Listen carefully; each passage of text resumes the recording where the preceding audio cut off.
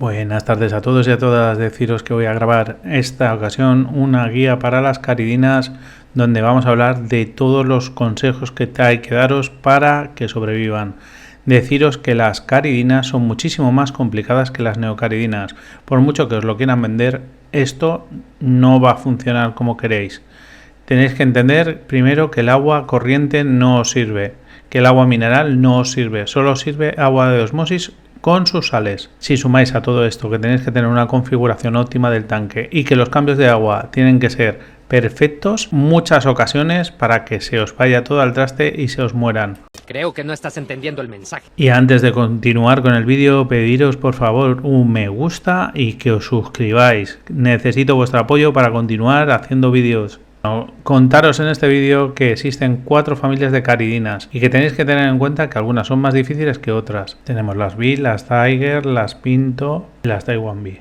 Deciros que la reproducción es bastante compleja porque es muy dilatada en el tiempo, entre 25 y 27 días, y deciros que, claro, tiene que ir todo perfecto en el tanque para que puedas tener crías. Una vez explicado esto, vamos a pasar a lo que necesitáis saber para cuidarlas. Lo primero que tenéis que saber es que la urna es importantísima. Yo no os recomendaría una urna inferior a 64 litros. Los cambios y los nitritos y nitratos pueden ser totalmente letales para estas gambas.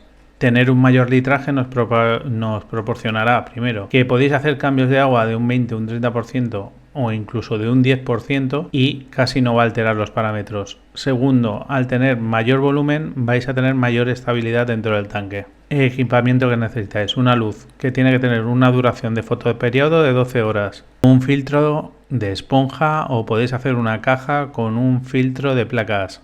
Luego, en cuanto al equipo óptimo, os vuelvo a decir lo mismo. El sustrato, necesitáis un sustrato que baje el pH y que esté cargado de nutrientes. Hay mucha gente que utilizaba el Amazonia 1 porque es el que mejores resultados les daba, pero bueno, os sirve cualquier sustrato que tenga nutrientes y que baje el pH. En cuanto a la regulación de temperatura, tenéis que saber que estas gambas, este tipo de gambas, son muy delicadas. Necesitan unos entornos o una climatización de la sala. Es decir, si tenéis unas habitaciones donde va a ser un auténtico hervidero en verano, no os compréis nunca estas gambas. Necesitáis o climatizador o existen sistemas de enfriamiento que yo he visto en AliExpress, o tenéis los ventiladores junto con una controladora de temperatura.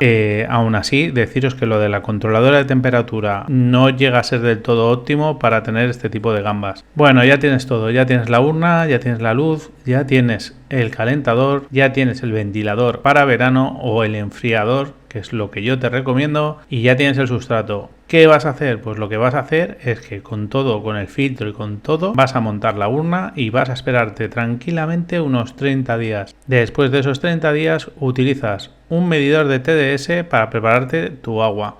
Recuerda que también tienes que usar un poquito de anticloro. Antes de preparar el agua definitiva, realizaremos un cambio entre el 90 y el 100% del agua total del acuario. Importante que cuando mantemos todo el setup del acuario tenemos que tener dos opciones. Una es o hacemos un poquito de sustrato tan fino prácticamente que podamos limpiarlo sin ningún tipo de problema y que no se nos genere ninguna capa anaeróbica debajo, o la opción 2, que es hacer un filtro en un bote, bueno, en un cubo de metalato de los que hay 20.000 tutoriales, y entonces meter solo ahí el sustrato. Es importante no utilizar sustrato por todo el acuario. Entender que la única función de este sustrato es de hacer tapón de tal manera que el pH esté por debajo de 6,5, con lo que conseguiremos que el amoníaco no sea tóxico para nuestros gambas.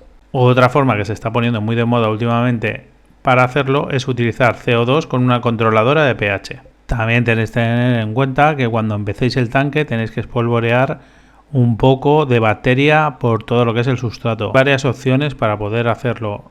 Una buena noticia cuando veáis que el tanque ya está maduro y que ya tenéis el alga es que veáis pequeños copépodos por el acuario. Bueno, ya está todo hecho, hemos mirado el pH, hemos mirado el KH, el GH, todo está correcto.